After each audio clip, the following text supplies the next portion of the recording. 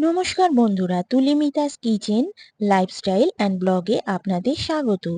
আজ বানাবো আলু দিয়ে ডিম ভরা পার্শে মাছের ঝাল।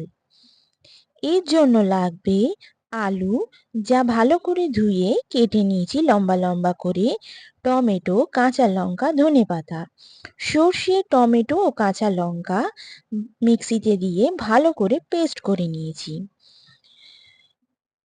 এছাড়া লাগবে সর্ষের তেল, কর্নফ্লাওয়ার, নুন, সামান্য চিনি, হলুদ গুঁড়ো, লঙ্কার গুঁড়ো, সাদা তেল ও কর্নফ্লাওয়ার।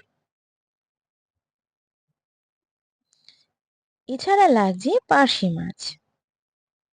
পার্শে মাছকে ধুয়ে ভালোভাবে কেটে নিয়েছি।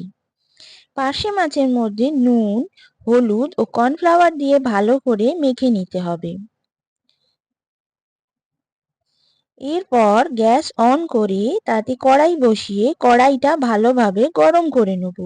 তারপর তাতে সাদা তেল দিয়ে তেল ভালোভাবে গরম হলে একে একে মাছগুলো দিয়ে ভালো করে ভেজে নিচ্ছি।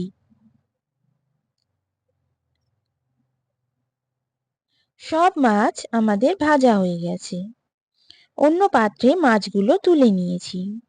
এরপর ওই তেলেই সর্ষের তেল অ্যাড করব এবং তেলটা খুব ভালোভাবে গরম করে নেব। এবার এতে আগে থেকে কেটে রাখা আলু দিয়ে ভাজতে থাকবো।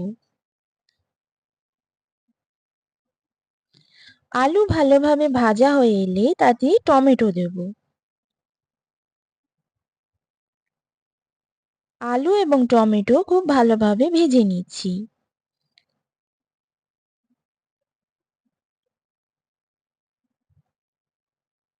এরপর এতে নুন, লঙ্কার গুঁড়ো, হলুদ গুঁড়ো দিয়ে আলু এবং টমেটোর সঙ্গে ভালোভাবে মিশিয়ে নেব।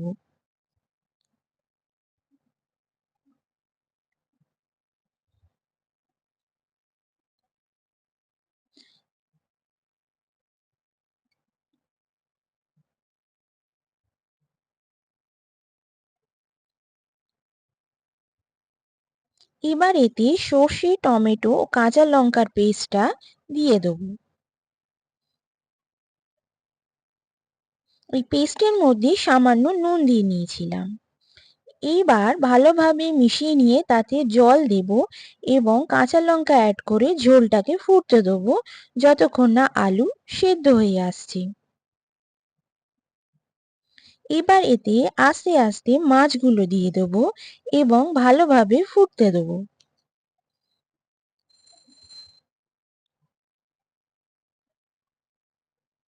ভালোভাবে ঝোল ফুটে এলে এবং কমে এলে, আলু এবং মাছ সেদ্ধ এলে তাতে ধনেপাতা দিয়ে দেবো এবং ঝোল আরো খানিকটা শুকিয়ে নিয়ে আমরা মাছ নামিয়ে নেব।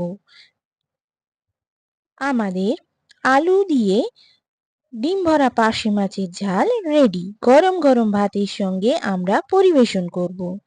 আপনাদের যদি এই মাছের রেসিপি ভালো লেগে থাকে কমেন্টে আমাকে জানাবেন, লাইক করবেন, শেয়ার করবেন ও সাবস্ক্রাইব করবেন।